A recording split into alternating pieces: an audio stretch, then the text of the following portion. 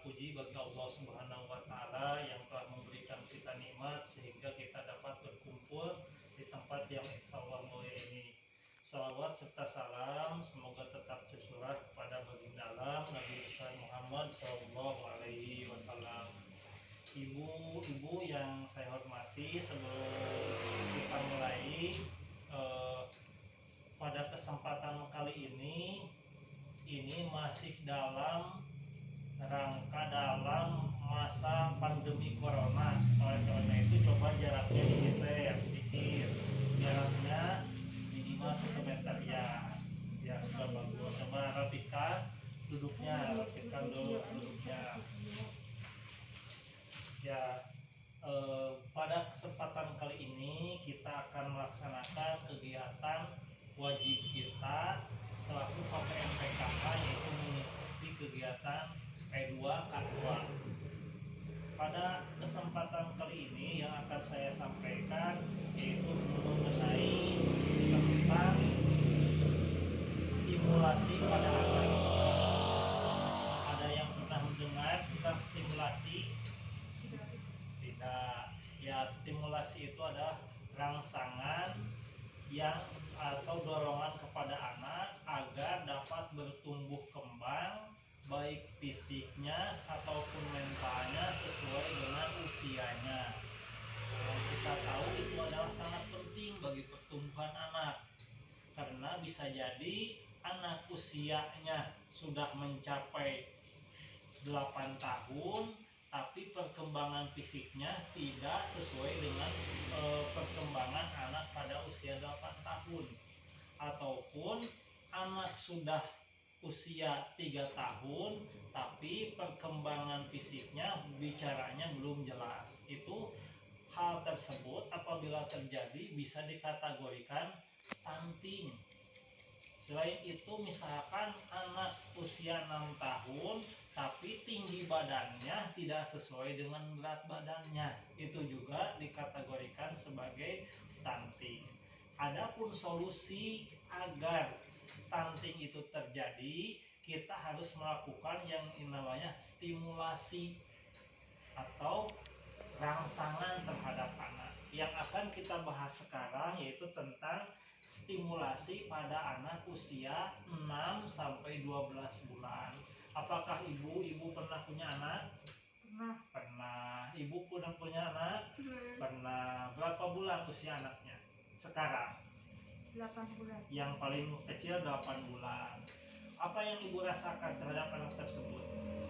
Perkembangannya seperti apa? Apakah dia sudah mampu berbicara?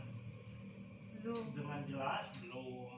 Apakah sudah mampu berjalan?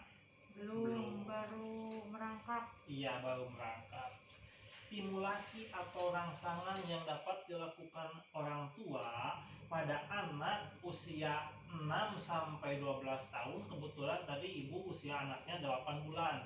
Ya, anak usia 6 sampai 12 bulan, kebetulan ibu ini anaknya yaitu 8 bulan. Stimulasi atau rangsangan yang dapat kita berikan yaitu yang pertama yaitu anak itu diberikan cerita. Kita baca buku atau kita mendongeng, kemudian anak mendengarkan. Walaupun anak tidak dapat bicara, walaupun kita tahu dia tidak mengerti, namun dengan kita memberikan dongeng, kita membacakan sebuah cerita, itu akan menambah pembendaharaan kata pada anak. Anak secara tidak langsung akan terangsang untuk merekam kata-kata yang kita berikan kepada mereka, kata-kata yang kita dengarkan atau kata-kata yang mereka dengar dari kita. Walaupun dia tidak mengerti, tapi secara tidak langsung dia akan terangsang atau akan menambah pembendaharaan kata, jumlah kosakata yang ia miliki. Itu yang pertama. Yang kedua, kita bisa menggunakan alat-alat di rumah. Misalkan ada sendok.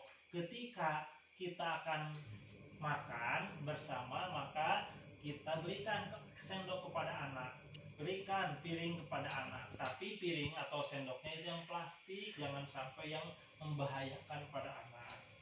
Yang kedua, kemudian ketika kita memberikan alat-alat tersebut, baik itu sendok, piring, baskom atau yang lainnya, kita pun tidak boleh membiarkannya sendiri. Tetap kita harus mendampinginya. Jangan sampai anak bermain sendiri menggunakan alat-alat rumah tangga, apalagi alat rumah tangganya yang sedikit berbahaya. Itu pun akan membahayakan bagi anak.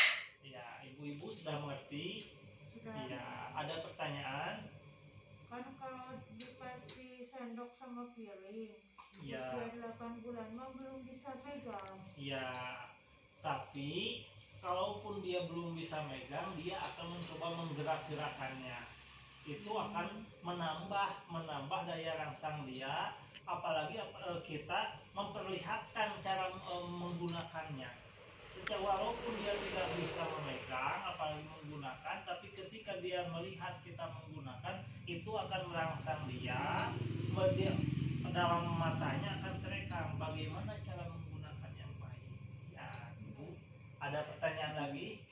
Tidak ada. Terima kasih untuk pertemuan pada kali ini. Mudah-mudahan apa yang saya sampaikan dapat bermanfaat, terutama bagi anak dari keluarga ibu-ibu sekalian.